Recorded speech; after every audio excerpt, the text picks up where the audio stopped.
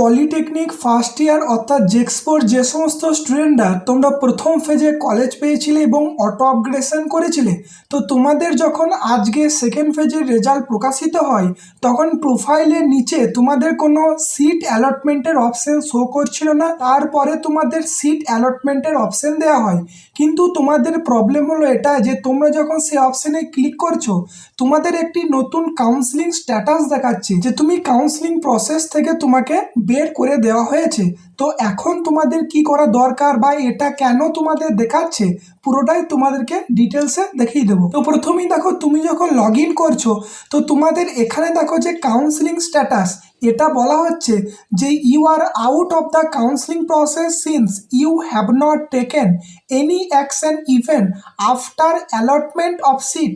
মানে তোমাকে যখন সিট অ্যালটমেন্ট করা হয়েছিল প্রথম ফেজে তখন তুমি কোনো অ্যাকশন না নেওয়ার জন্য তোমাকে কাউন্সিলিং প্রসেস থেকে বের করে দেওয়া হয়েছে বা আউট করে দেওয়া হয়েছে। তো এখানে অ্যাকশন বলতে এই অপশনটাকে বোঝানো হচ্ছে যে তোমাদের এখানে অ্যাকসেপ্ট এবং আপডেটের অপশন ছিল, তো তোমরা এখানে বলতে চাইছো যে কোনো অপশনই তোমরা চুজ করোনি, কিন্তু তোমরা এখানে দেখো যে তোমরা এখানে আপগ্রেড করেছিলে বলেই তোমাদের কিন্তু এখানে স্ট্যাটাসটা আপগ্রেডেড বলে দেখাচ্ছে।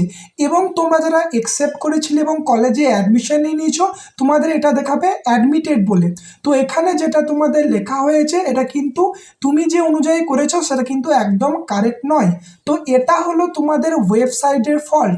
তোমাদেরকে কি করতে হবে, এটা তোমরা অনেকেই কমেন্ট করছো, তোমরা জাস্ট ওয়েট করে যাও। আশা করি আজকে রাতের মধ্যে এই অপশানটা ঠিক করে দেওয়া হবে এবং তুমি যদি কোনো নতুন কলেজ পাও সেক্ষেত্রে সেই কলেজে অ্যালোটেড করা হবে। এবং তুমি যদি প্রথম কলেজ পাও অর্থাৎ তুমি চয়েস ফিলিংয়ে যে প্রথম কলেজ রেখেছিলে সেক্ষেত্রে তুমি এখানে শুধুমাত্র অ্যাকসেপ্টের অপশন পাবে। আর যদি তুমি 1 নম্বর বাদ দিয়ে কোনো কলেজ পাও সেক্ষেত্রে অ্যাকসেপ্ট এবং আপগ্রেড দুটো অপশনই তোমরা পাবে। তোমরা চাইলে আবারও আপগ্রেড করতে পারবে, কিন্তু কোনো টাকা লাগবে না, যেহেতু তুমি একবারে আপগ্রেডের টাকাটা পেমেন্ট করে দিয়েছিলে 1000 টাকা, দ্বিতীয়বার কিন্তু এই পেমেন্টের টাকা লাগে না। এছাড়া দেখো তোমাদের এই যে নির্দেশাবলীর অপশন দেখতে পাচ্ছ এখানেও কিন্তু অ্যাকসেপ্ট এবং আপগ্রেড করলে কি হয় সেটাও কিন্তু এখানে উল্লেখ করা হয়েছে। তো এটা হলো তোমাদের এই যে কাউন্সিলিং প্রসেসের এই যে ওয়েবসাইট যারা মেনটেনেন্স করছে তাদের ফল্ট। এই যে তোমরা আপগ্রেড করেছো এরপরে যে নতুন কলেজের নতুন সিট অ্যালটমেন্ট তোমরা পাবে কিনা সেটা ওনারা কিন্তু এখনো পর্যন্ত এটা আপডেট করতে পারেনি, ঠিক আছে।